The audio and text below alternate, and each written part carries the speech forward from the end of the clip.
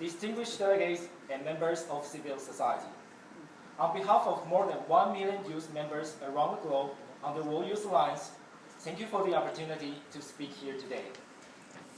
The World Youth Alliance is a global coalition of young people promoting the dignity of the human person and building solidarity among developed and developing countries. With over 214 million people on the move, it is clear that migration is one of the most pressing issues of our time. The reasons to migrate may be manifold, but the fundamental needs of the person are universal.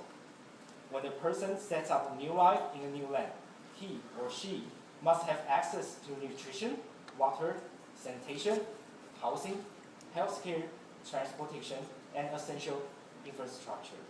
Likewise, persons that remain in their countries of origin share these essential needs. These are the prerequisites that every person must have to flourish, and when individuals flourish, societies follow suit.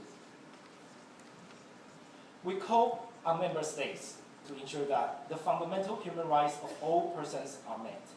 Moreover, we affirm that migration should take place out of choice and not necessity. And attention to human rights, to peace, to poverty eradication, and to development fosters societies in which persons are not forced to migrate and can pursue sustainable livelihoods in their homelands. We acknowledge that in the current global reality, all too often, migration occurs out of necessity due to unsustainable conditions in countries of origin. And we call on governments to put in place secure, regular, and orderly process for migration. We call for a particular attention to the provision of protection and assistance to refugees and internally displaced persons, of whom a majority are women and children. We urge member states to show a strong commitment to families in their deliberations relating to migration. The family is necessary for the development of free, healthy, and flourishing societies. Our first experience of solidarity occurs within the family.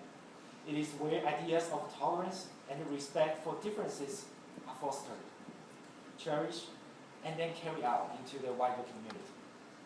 Support for the family, because of its importance with regard to social functioning, as well as the care and well-being of children, the aged and the most vulnerable, should be provided at the political and the cultural level in order to achieve sustainable development. We call on governments to put in place mechanisms for family reunification, taking into account the principle of the best interest of the child. We emphasize that our greatest resource is the potential of the human person, which is derived from the inherent worth that each one of us possesses. However, people are generally not able to exercise their ingenuity if they are plagued by problems resulting from living in poverty and conflict. Consequently, we must work toward a world where everyone's essential needs are met, regardless of migration status, and where migration occurs due to choice and not as a band-aid solution to problems stemming from poverty or violence. In conclusion, we call upon member states to recall the importance of migration issues when engaging in the post-2015 development framework, and to promote person-centered development solutions that foster the creative force of humanity. Thank you, Mr. Chair.